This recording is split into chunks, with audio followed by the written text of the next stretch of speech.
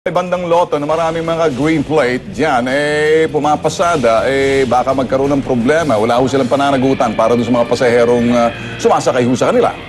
Opo, seryosong problema yan. Alam niyo po, talagang tuloy-tuloy po ang ating laban sa mga kolorum na yan. Kahit mabuti pong may maganyang report at upang ating ma-actionan agad. Ang gagawin ko nga po, ngayong natanggap natin ang impormasyon na ito, ay agad natin ipapaalam sa ating mga law enforcement units upang makapag-operate po kaagad dyan sa lugar na yan. Okay, sir, kailan kayo makakapag-operate dito sa lugar na to? At baka pwede masamahan ho kayo ng T3? Pwede po. Mag-coordinate na lang po tayo. We will just draw a action plan para naman po mahuli natin sila mabuti.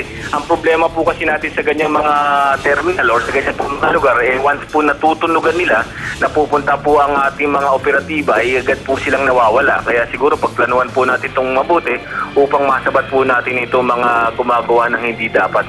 Sir, hindi ba pwedeng kausapin ninyong ito'y Police Maynila para malaman yan na sila na mismo babantay at kung sakaling wala man ho kayo sa lugar, baka cat and mouse lang yan, at least meron nagmamasid. Pwede. Alam niyo po, recently, meron po kaming joint operations palagi with the NCRPO.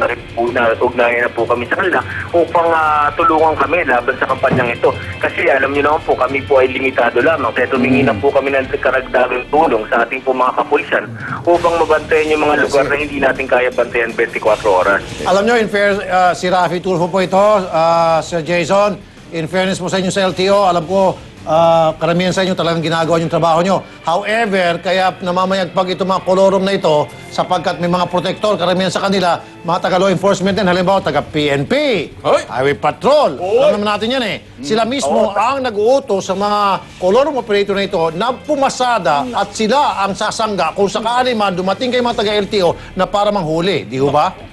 Tama po yan, Sir Rafi. Kung matatandaan niyo po, napabalita ng mga nakaraang buwan na nagkakaroon po kami ng konting problema sa pagsugpo ng mga kolorum drivers at operators dahil ang ilan po sa kanila ay konektado sa pulis o militar.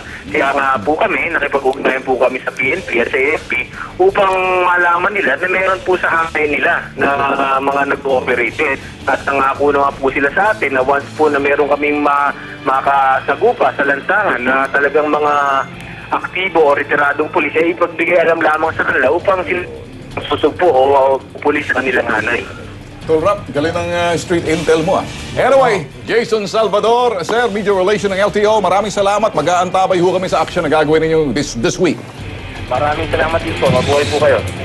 Sa panahon ngayon, bawal magkasakit, mga tol. Yan ang sinasabi sa isang advertisement ng gamot. Talagang bawal dapat. Kaya lang, ang health centers, may mga bakunang pangontra sa sakit. Supposed to be. Good. Di ba? Tama yan. Pero, sa Caloocan, hindi Caloocan. Isang health center ang nagbibigay naman sa mga pobreng pasyente, hindi ng gamot, kundi sakit sa bulsa. Hoy! Di ba libre dapat dyan? Yun nga bago pa sumakit ang ulo namin, sa pasaway na ito, kumilos na ang T3.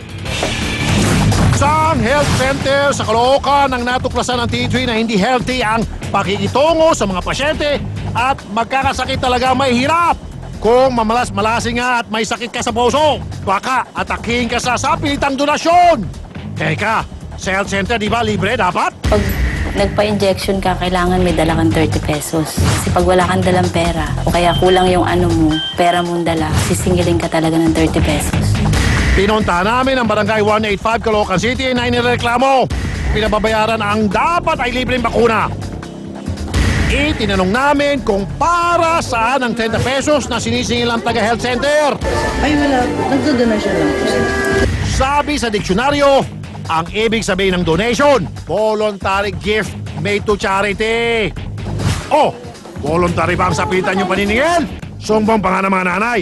Nagagalit daw kayo kapag kulang ang pera nila. Nagpa-inject ako ng anak ko. Di tapos na yung mag-inject. 10 lang nahulog ko. Ngayon tiningnan. Bakit yan lang inulog mo? Sabi ko, pasensya na po kayo kasi wala talaga akong pera. Nasabi, kailangan pag nagpa-inject ka ng anak mo, maipon ka na, may 30 pesos ka na. Ayon sa City Health Office ng Caloocan City, ang lahat ng serbisyo sa kanilang barangay health center ay libre. Normal ba na nagpapabayad po tayo sa mga check-up sa injection ng mga bata? Ay, hindi po. It's free. Magiging sapilitan po yan We sila keep on telling them that it's for free. Yun naman pala eh. Para sa ang charitable institution ba ang 30 pesos na sinisingil nyo? Okay mga tol, sinubukan natin tawagan si Echeverry. Good afternoon. Good sa kayo mga opisyalis niya doon, yung mga administrator, wala talang makontak. Ay. At nag-meeting daw sila. Ayan, Pero meron tayong nakontak. Yung butihing Vice Mayor Iyo. ng Caloocan, si Vice Mayor Edgar Erice. Magandang hapon po, Vice. Ay, magandang hapon, Rapi. Magandang hapon sa tagapakinig ninyo.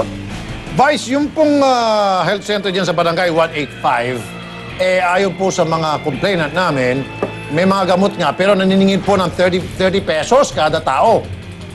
Ay, bawal po yun. Hindi po pwede yun dahil yan po ay may pondo na galing sa City Hall. Alam ko po kulang ang pondo, pero once ang gamot ay nandyan, ang ibig ko sabihin yan ay binili yan ng city government.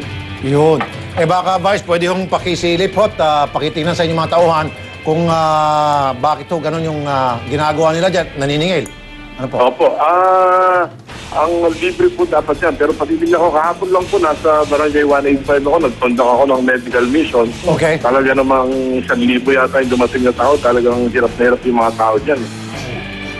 Ang problema nga nito, Vice, baka may mga natira kayong gamot, binigay niya. Ibebenta na naman ng Barangay 185 sa mga kawawang pasyente. Opo. Kaya nga pakiusap po na. Bawal po yan. Action ako po kagad yan. Ano ako po kagad. Pupuntahan ko po kagad para mabigyan ng kaukalang pagbilang po. Maraming salamat po sa inyo, Caloocan Vice Mayor Edgar Erice. Sir, magandang hapon. Salamat po. Salamat. Para sa inyo mga problemang legal, isang dial na lang ang Attorney on Call. Kasama natin dyan si Attorney Mel Santa Maria. Punta na natin siya, Attorney Mel. Salamat, Rafi. Ang reklamo ni Jesus, iniwan niya ang namatay niyang anak sa punerarya. Pagbalik niya, may tahi-tahi ng bata sa tagiliran at laeg. Meron bang paglabag ang punerarya dito? At si Marie Chris, 5 buwan buntis pa, pero tinatanong niya, meron karapatan na ba ang batang hindi pa sinisilang? Mamaya, papayo natin sila. Balik muna sa inyo, Rafi. Salamat po, Attorney Mel. Babalikan ka namin mamaya-maya ng konti. Susunod sa T3, sikyo na pagkon ng ulimbat ng 2.8 million pesos. Aba! At lalaking kinapos ng paghinga habang nakapila sa libing ni Comedy King Dolphy, inagapan ng